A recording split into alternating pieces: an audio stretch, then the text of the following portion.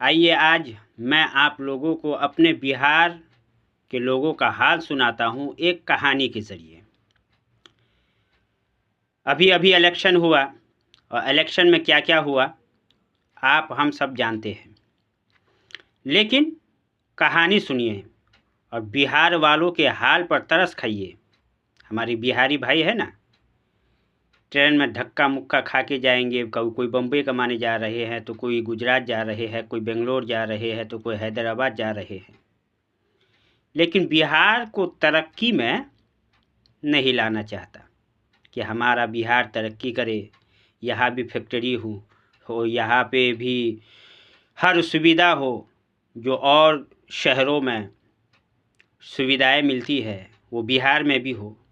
मेरे बिहारी भाइयों से मैं अर्ज़ करूँगा, सुनिए एक कहानी के ज़रिए। एक बादशाह था और उसके जो रियाया थे वो बड़े भोले भाले थे, जैसे कि हमारे बिहारी भाई लोग।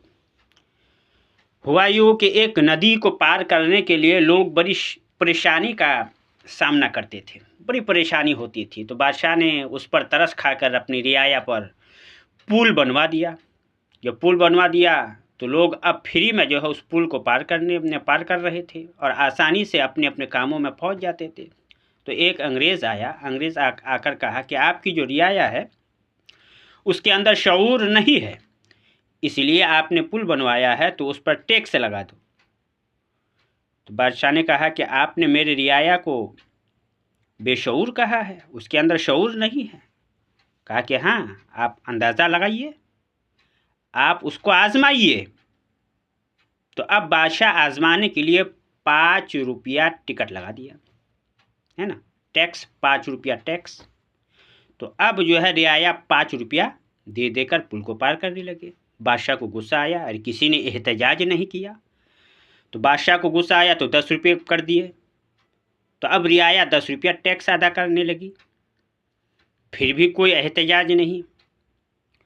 फिर बादशाह को गुस्सा आया, 20 रुपया कर दिए, फिर कोई एहतजाज नहीं। फिर बादशाह को गुस्सा आया, 50 रुपया कर दिए, फिर भी कोई एहतजाज नहीं। फिर बादशाह को बहुत गुस्सा आया कि 50 रुपया टैक्स भी अदा करो और जूते भी खाओ। वो भी रियाया खाने लगी, है ना। तो बाद में सारी रियाया मिलकर बादशाह के दरबार में हाजिर हुई और जब बादशाह ने देखा कि अब तो मेरी सारी रियाया हाजिर है तो उस अंग्रेज़ को बुलाया, कहा कि देखो मेरे रियाया के अंदर शऊर है, आज वो एहतजाज करने के लिए आए हैं, आज अपनी आवाज़ को बुलंद करने के लिए आए हैं।